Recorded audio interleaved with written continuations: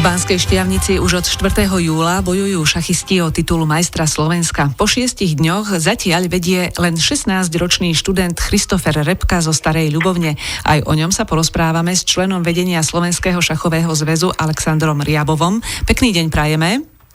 Dobrý deň prajem. Tak pán Riabov, je to nezvyčajné, keď mladý šachista zdolá skúsených majstrov?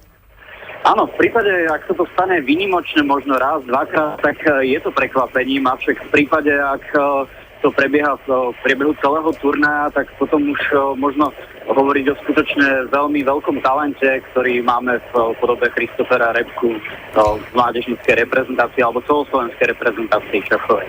No musíme povedať, že Christopher Repka má na koho nadväzovať, že to má možno aj v génoch, nie? Áno, presne. To som chcel povedať, že Christopher Repka už doteraz s niekoľkými výsledkami dokázal, že je veľmi dobrým hráčom a napokon má aj koho nasledovať, pretože napríklad aj jeho matka Eva Repková bola ešte v roku 1993 vicemajsterkou sveta v šachu do 18 rokov. Okrem zatvoreného turnaja, v ktorom hrá Christopher Repka, je v Banskej Štiavnici aj otvorený šachový turnaj. Tam bojuje viac ako 90 účastníkov z 5 krajín, ale súčasťou majstrovstiev bývajú v Banskej Štiavnici každý rok aj živé šachy. O čo ide? Ide o také veľmi zaujímavé podujatie, kedy vlastne dvaja špičkoví hráči, bude to hrať veľmajster Movsesian, ktorý je z Arménska, proti druhému hráčovi Slovenska Michalíkovi, kedy budú hrať partiu naslepo a tieto ťahy budú vykonávať tak povediať živé figurky, šermiari, ktorí popri vyhadzovaní figúr zvádzajú rôzne šermiarske súboje. Takže je to veľmi zaujímavé podujatie, ktoré začína zajtra o 9:00 hodine večer na Trojičnom námestí v Banskej Štiavnici.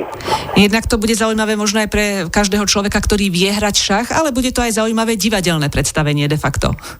Určite veľa divákov zaujímajú práve tie zaujímavé šermiarske súboje a napokon aj to, keď niekto hrá šachy naslepo, je určite zaujímavým lákadlom pre divákov. Áno, šachisti teda tí, ktorí budú hrať zajtra živé šachy, nebudú vidieť, ale vy všetci ostatní si to pozrieť môžete. Ďakujeme pekne, rozprávali sme sa s členom vedenia Slovenského šachového zväzu Alexandrom Riabovom. Želáme ešte pekný deň, do počutia.